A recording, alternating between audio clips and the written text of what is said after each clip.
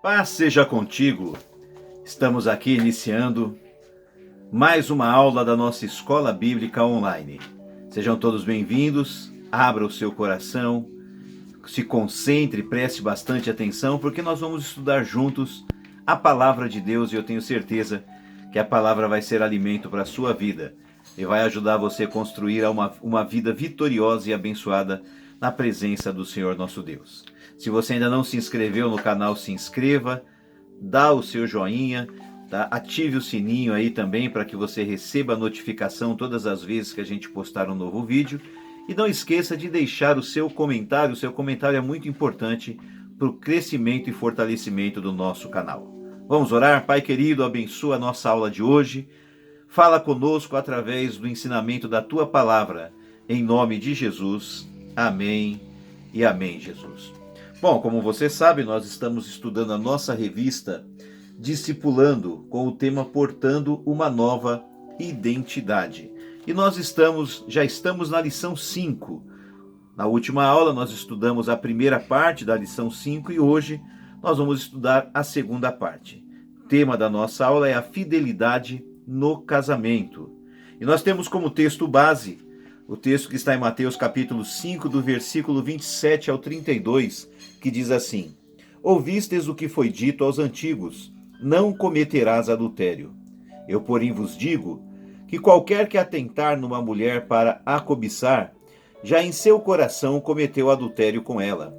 Portanto, se o teu olho direito te escandalizar, arranca-o e atira-o para longe de ti, pois te é melhor que se perca um dos teus membros do que todo o teu corpo seja lançado no inferno.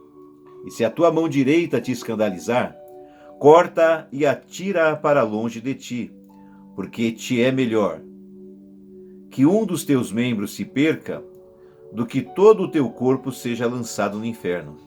Também foi dito: qualquer que deixar a sua mulher, que lhe dê carta de desquite.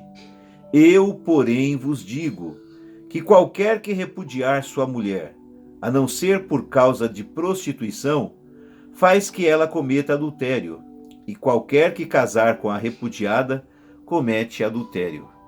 E ainda um versículo da meditação, Hebreus 13, versículo 4, que diz: Venerado seja entre todos o matrimônio e o leito sem mácula.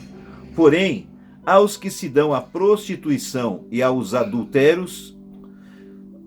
Corrigindo, vamos lá de novo. Venerado seja entre todos o matrimônio e o leito sem mácula. Porém, aos que se dão à prostituição e aos adúlteros, Deus os julgará. Hebreus 13, versículo 4. Lembrando que na última aula, na primeira parte desta nossa aula da lição 5, eu falei com vocês que nós iríamos usar muito a palavra luxúria e eu passei para vocês o significado de luxúria. Luxúria é aquela propensão para a sensualidade exagerada e a tendência excessiva ao desejo sexual. Então a luxúria entenda bem, o sexo não é errado entre marido e mulher, muito pelo contrário. Errado, como eu disse na última aula, é marido e mulher não terem uma vida sexual ativa. Então o problema não está no ato sexual, na relação sexual. A relação sexual entre marido e mulher foi criada pelo próprio Deus, foi instituída, ordenada por Deus, e não há nenhum problema nisso. Aqui a luxúria é o desejo exagerado pelo sexo de uma forma errada, é o que leva a pessoa ao adultério, ao erro na vida sexual, e também o desejo pela sensualidade exagerada. Fizemos até uma observação dizendo que a sensualidade também é reprovada por Deus. E eu quero deixar uma observação importante aqui. Homens e mulheres de Deus podem ser bonitos, se vestir de uma forma bonita, sem para isso precisar usar da sensualidade no jeito de se vestir e no jeito de se comportar. Você e eu, nós podemos e devemos ser bonitos, nos arrumar, tá? Estarmos sempre bem arrumados, bonitos, bem vestidos, mas se lembre sempre que a sensualidade é pecado e é reprovada por Deus e pelo Senhor Jesus. Dito isso, vamos à nossa aula de hoje, a segunda parte da lição 5, onde nós estamos tratando sobre o tema a fidelidade no casamento. Então nós vamos continuar a nossa aula na parte 2. Você que tem a revista, nós vamos começar a partir da página 35, no ponto 3, que fala assim, a indissolubilidade do casamento. Ou seja, o casamento é indissolúvel. 3.1, o divórcio. Jesus aproveita o tema do adultério, que é o tema que foi tratado até agora, para falar sobre a indissolubilidade do casamento. Jesus lembra, nos versículos 31 e 32 do texto bíblico base desta lição, que a lei permitia o divórcio. Se você olhar Deuteronômio 24, do 1 ao 3, você vai ver isso.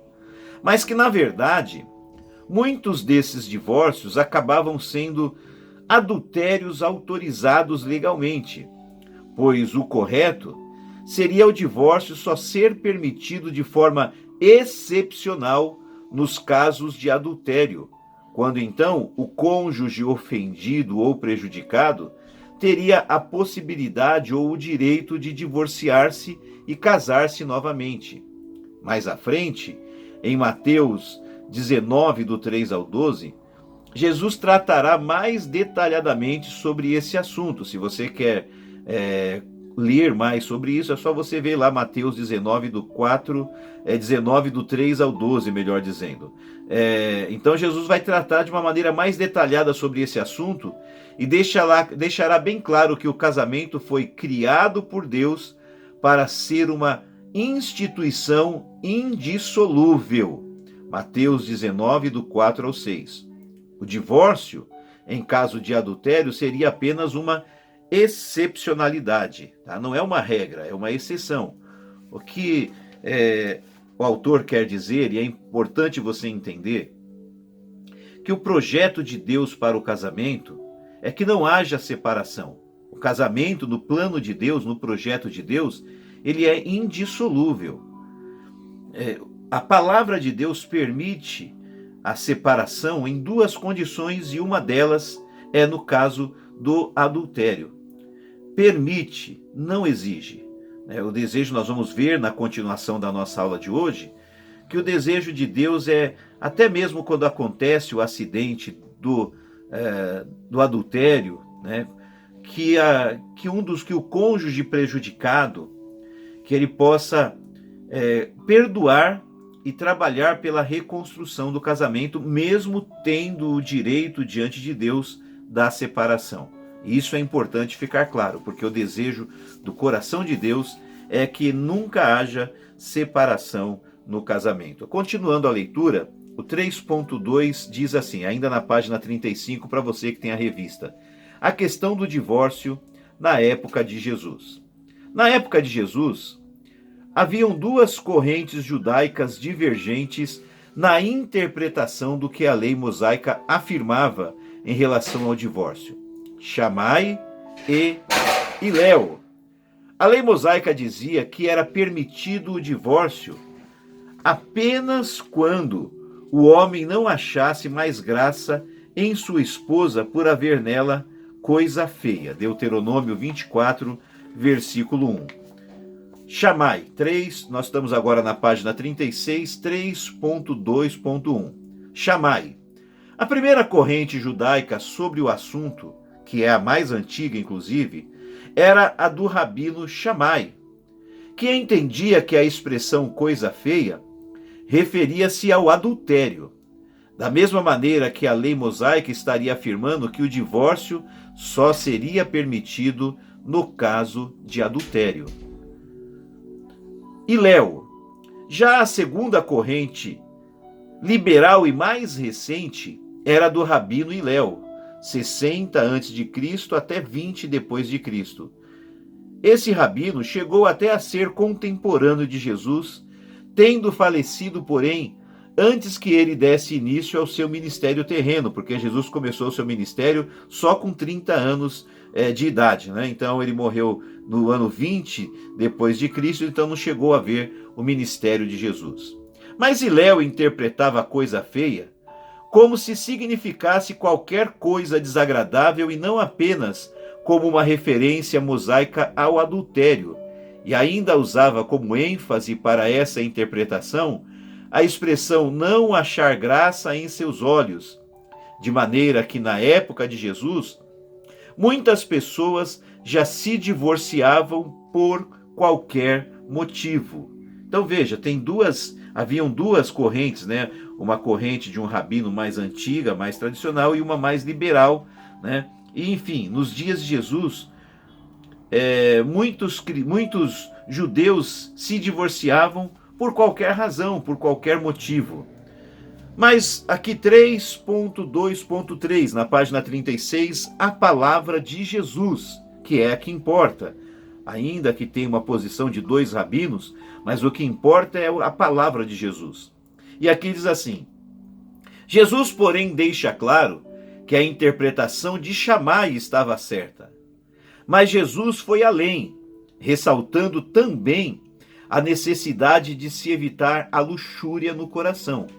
Outro fato importante que se deve levar em conta é que mesmo em caso de adultério, quando o divórcio seja excepcionalmente permitido, é possível o perdão e a reconstrução do relacionamento do casal diante de Deus.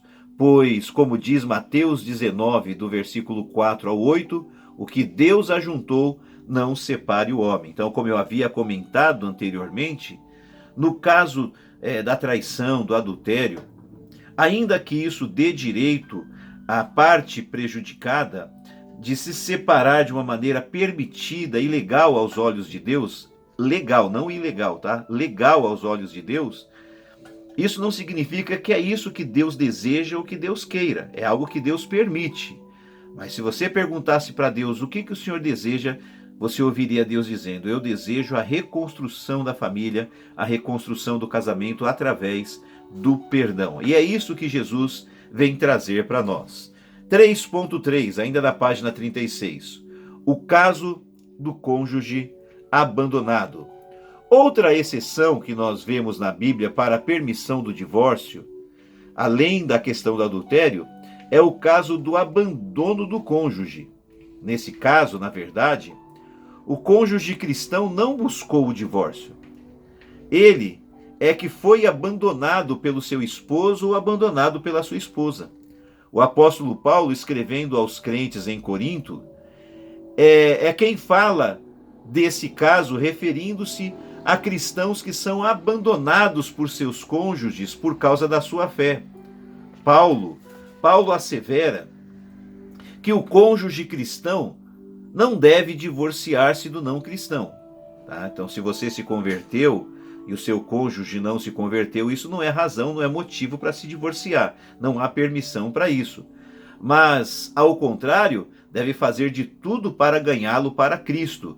1 Coríntios 7, 13 e 14. Então, se você se converteu e o seu cônjuge ainda não, mesmo que o cônjuge seja contra você ser um cristão, uma cristã, você servir a Deus, você ir na igreja, tudo mais, isso não serve de justificativa para que você se separe do cônjuge. Mas você deve fazer de tudo pela conversão, principalmente orar, jejuar e dar bom testemunho para que o seu cônjuge possa também ter o encontro com Cristo, se converter, recebendo a Cristo Jesus como Senhor e Salvador. Entretanto, no caso em que o cônjuge cristão é abandonado pelo não cristão por causa da sua fé, aquele está, obviamente, desobrigado de manter-se no casamento. E isso está lá em 1 Coríntios, capítulo 7, versículo 15. Concluindo, então, a nossa aula de hoje, devemos entender o seguinte: mais uma vez Jesus demonstra a superioridade da justiça do reino de Deus em relação à justiça dos fariseus, que condenavam o adultério, mas eram condescendentes em relação ao divórcio. Mateus 19, do versículo 3 ao versículo 8. E também eram condescendentes com a luxúria, por apegarem-se apenas à letra da lei: não adulterarás, sem refletir aquilo que estava implícito neste mandamento em relação à nossa vida interior. Inicialmente, até mesmo Os discípulos de Jesus acharam o posicionamento do Senhor em relação ao divórcio muito rígido. Você pode observar isso lá em Mateus 19:10, que até os discípulos ficaram um pouco assustados a princípio com a posição rígida de Jesus em relação ao divórcio. No mundo de hoje, onde a licenciosidade prepondera e onde os relacionamentos conjugais e os sexos são banalizados, as pessoas também tendem a ser condescendentes com o divórcio e a luxúria. Entretanto, como filhos do reino, remamos contra a correnteza da imoralidade deste mundo, afirmando que venerado seja entre todos o matrimônio e o leito sem mácula. Porém, aos que se dão à prostituição e aos adúlteros, Deus os julgará. Hebreus capítulo 13, versículo 4. Antes de nós concluirmos esta aula, a segunda parte da lição 5, quero só fazer uma observação final.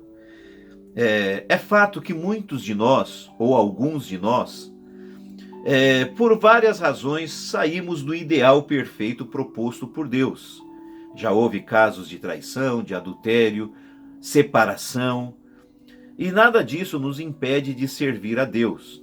Alguns de nós tivemos a oportunidade de restaurar, de reconstruir os nossos lares, os nossos casamentos, outros não. Mas o fato de nós, por algum motivo, seja por culpa nossa ou por culpa de outra pessoa, termos saído do ideal proposto por Deus, isso não significa que o ideal de Deus tenha mudado.